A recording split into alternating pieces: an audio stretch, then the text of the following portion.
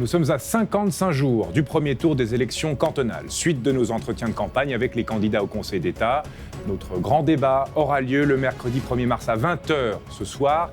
10 minutes avec le deuxième candidat du centre, Xavier Magnien. Bonsoir. Bonsoir Jérémy. Vous êtes conseiller administratif à Plan-les-Ouates, vous êtes également député au Grand Conseil, vous avez présidé l'association des communes genevoises. Qu'est-ce qui vous motive à finalement démarrer cette course au Conseil d'État ? Alors, ce qui me motive, c'est une progression. C'est-à-dire que je viens du terrain, mes parents étaient maraîchers, je me suis engagé dans l'associatif, ensuite pour aller plus loin au conseil municipal, et ensuite ça s'est enchaîné, effectivement, conseil administratif, président de la CG et député. Donc j'ai pu, notamment par mes compétences et mon travail, démontrer que la réalité de terrain, on peut la traduire politiquement et en faire des actions pour la population, dans le bien de la population et pour Genève. Vous dites que vous êtes un homme d'action. Ça veut dire quoi être un homme d'action ? Un homme d'action, c'est-à-dire de prendre effectivement ce qu'il y a sur le terrain et le traduire en action. Moi, j'aime beaucoup discuter avec les gens, j'aime beaucoup sentir ce qui se passe sur Genève et puis analyser pour en faire des actions et des propositions. Donc en fait, c'est écouter les gens, analyser et ensuite agir pour proposer une qualité de vie, une progression, une amélioration, soit de la commune, soit des communes, soit du canton. Vous l'avez dit, il y a déjà une carrière politique derrière vous. Quelles sont les actions concrètes que vous avez déjà pu mener au service des Genevoises, des Genevois ? Alors, sur la commune, c'était un certain nombre d'actions, notamment sur le social, ou la progression pour la petite enfance avec la construction de crèches, aussi de monter une promotion économique sur Plan-les-Ouates en lien avec la zone industrielle, proposer des actions. Et au niveau de l'association des communes genevoises, c'était le transfert du SIS, c'était 20 ans d'échecs et on a réussi sous ma présidence. C'est amener les premiers prémices de l'aide aux sans-abri avec des fonds débloqués pour aider la ville à traiter ce sujet. J'ai oublié de le mentionner en introduction, vous êtes également dans la vie professionnelle doyen au centre de la transition professionnelle. Vous êtes au cœur de la question de la formation des jeunes et ce sera l'objet de ma première question sur votre programme. Comment améliorer cette formation des jeunes à Genève ? Alors, je pense qu'il y a énormément d'actions à faire au primaire, au cycle d'orientation et ensuite dans l'orientation aussi, qui suit le cycle d'orientation. La première chose, je pense, c'est l'orientation et permettre aux entreprises, permettre aux fêtières d'entreprises de donner les renseignements sur cette orientation, même déjà à l'école primaire, afin qu'on puisse avoir une connaissance du monde professionnel. Parce qu'il ne faut pas se leurrer, chaque personne va chercher un travail ou une activité professionnelle ou une activité rémunérée, et c'est donner les armes, les arguments aux enfants, aux jeunes et aux parents pour avoir une bonne orientation et être épanoui dans son travail. Justement, parce que là, on voit que dans certains secteurs, il y a une pénurie de main-d'œuvre. C'est difficile de trouver de la main-d'œuvre ici, alors on en importe de plus en plus loin. Pourtant, il y a une explosion de la précarité, donc potentiellement, il y a des gens qui pourraient travailler, qui en auraient en tout cas besoin ici. Qu'est-ce qui ne joue pas ? Comment on se fait se réunir ces deux mondes ? Alors, c'est une décorrélation entre les besoins actuels sur Genève et la formation. L'État doit être beaucoup plus souple, beaucoup plus innovant, et c'est effectivement de sentir, je parlais de terrain, de sentir ce qui va venir d'ici 2 ou 3 ans pour permettre aux jeunes d'aller dans les besoins de Genève, mais aussi dans leur intérêt particulier. On parlait de la formation, on parle aussi d'instruction publique, un cycle d'orientation.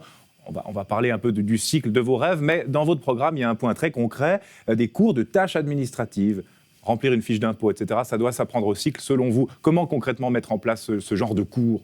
Il y a énormément de choses qu'on peut faire passer par l'école. Tout ne peut pas être fait, mais on doit apprendre aussi la vie et comment ça se passe.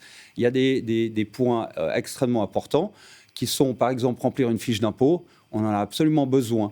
Savoir comment marche l'administration, on en a besoin. Savoir comment même contracter une assurance, on en a besoin. Ça passe souvent par les parents.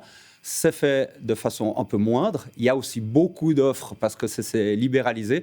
Donc, on doit apprendre aux jeunes d'être des citoyens et à savoir, entre les droits et les devoirs, à quoi ça concerne. Quel cycle d'orientation ? La réforme du cycle a échoué. L'an dernier, vous la souteniez. Là, il faut remettre le métier, le travail, le métier sur le travail sur le métier, comme on dit, je ne sais plus dans quel sens.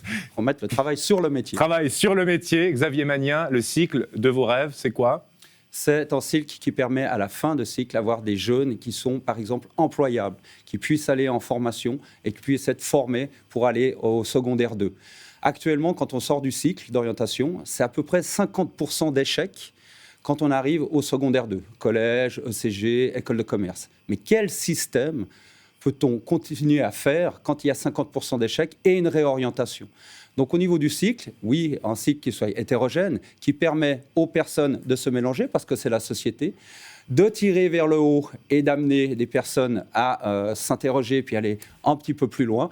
Et puis, en 11e, véritablement, une orientation qui permet d'être dans ses principes et dans les besoins. Vous êtes un grand sportif, vous courez beaucoup notamment, vous souhaitez augmenter le soutien au sport, dans le budget de l'État notamment. Alors, il y a l'argent d'une part, mais en termes d'actions concrètes, comment on soutient mieux le sport ? Alors, c'est indéniable qu'il faut soutenir le sport, mais pas que le sport, c'est la culture. La culture est un peu en avance financièrement entre les communes et le canton, mais le sport est un facteur intégratif, c'est un facteur social, ça permet effectivement de se rencontrer, de mélanger aussi la population, et pour les jeunes, d'avoir une activité qui est positive.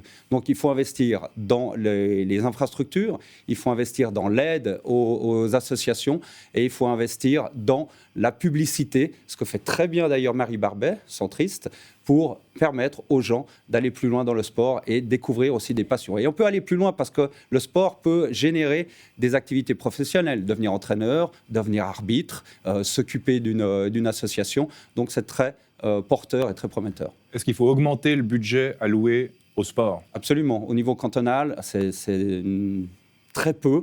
C'est effectivement les communes qui s'occupent de sport, comme de culture d'ailleurs, et on doit pouvoir non seulement fédérer, coordonner, avoir une vision d'avenir pour permettre au sport de se développer. Vous l'avez dit, la culture a un peu d'avance, voire beaucoup d'avance en termes de subventions, en termes de budgets qui sont alloués. Est-ce qu'on n'en fait pas trop pour la culture, à l'inverse ? Non, on n'en fera jamais trop pour la culture, pour être honnête. Et j'étais très content de participer aux rencontres culturelles du Grand Genève, avec la possibilité d'avoir en fonds transfrontalier qui va permettre de faire des projets sur le Grand Genève, parce que le Grand Genève est une réalité. On partage une même culture, on doit pouvoir aller de l'avant. On a des grandes institutions qu'il faut pouvoir aider et continuer à promouvoir.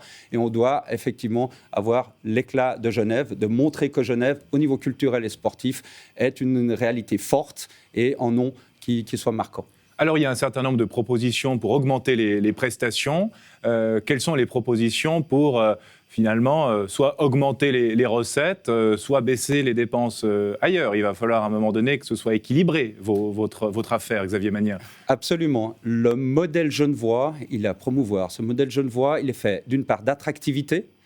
C'est d'avoir cette attractivité fiscale, parce qu'on l'a vu avec RFFA, la fiscalité sur les entreprises, en baissant la fiscalité, on a des recettes supplémentaires. Donc oui, c'est possible. Ça, c'est pour les entreprises. Hein. Ça, c'était pour les entreprises. Pour les particuliers, si on baisse les impôts, ça baisse les impôts. Quoi. Oui, mais ça permet, dans les moments d'inflation, de pouvoir d'achat, de donner, pour la classe moyenne en tout cas, une aide supplémentaire. Donc ça, c'est quelque chose à faire.